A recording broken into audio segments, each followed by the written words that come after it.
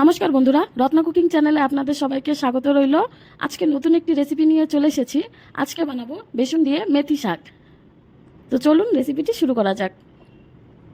এখানে মেথি শাক আর কাঁচা লঙ্কা আর রসুন নিয়ে নিয়েছি। এখন একটা পাত্রে 3 থেকে 4 চামচের মতো বেসন নিয়ে নিচ্ছি। এখন এর মধ্যে দিয়ে দিচ্ছি 1 চামচের মতো চালের গুঁড়ো, দিয়ে দিয়েছি সামান্য হলুদ, জিরে গুঁড়ো, সামান্য ধনে গুঁড়ো, আর দিয়ে দিচ্ছি সামান্য পরিমাণ লঙ্কা গুঁড়ো, হলুদ আর সামান্য লবণ দিয়ে ভালো করে মেখে নেব। অল্প অল্প করে জল দিয়ে মেখে নেব, ঠিক আটা যেভাবে মাখেন এইভাবে, যাতে বেশি নরম না হয়। দেখুন এভাবে ঠিক করে নিতে হবে। এখন ছোট ছোট বলের মতন সাইজে করে নেব বেসনগুলো। দেখুন ঠিক এরকম।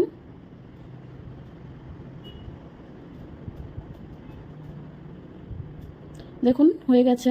এখন তেলের মধ্যে বেসনগুলো ভেজে নিচ্ছি।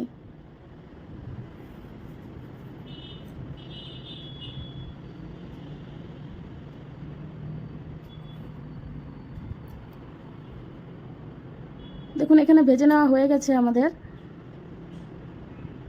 এখন নামিয়ে নেব।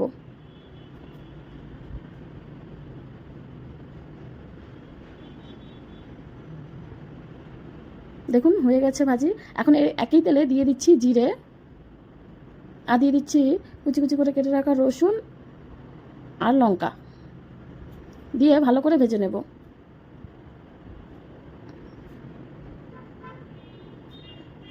এখন এর মধ্যে দিয়ে দিয়েছি একটা পেঁয়াজ, দিয়ে ভালো করে ভেজে নিচ্ছি।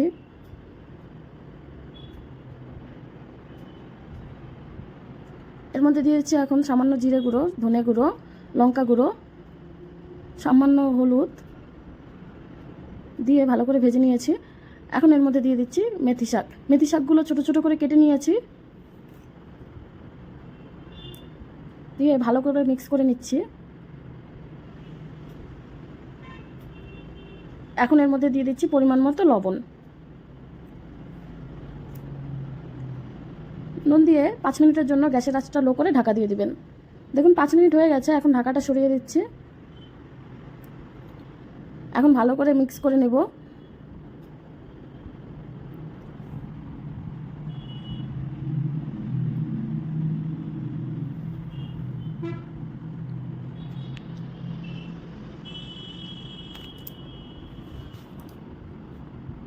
এখন এর মধ্যে দিয়ে দিচ্ছি ভেজে রাখা বেসনগুলো, দিয়ে ভালো করে মিক্স করে নিচ্ছি।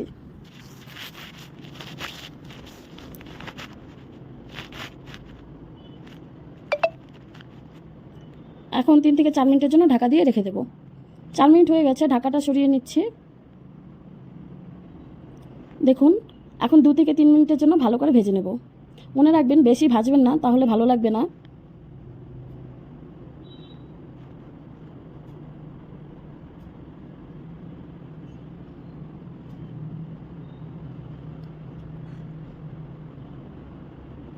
দেখুন আমাদের শাকটা ভেজে নেওয়া হয়ে গেছে। এখন আমরা নামিয়ে নিচ্ছি।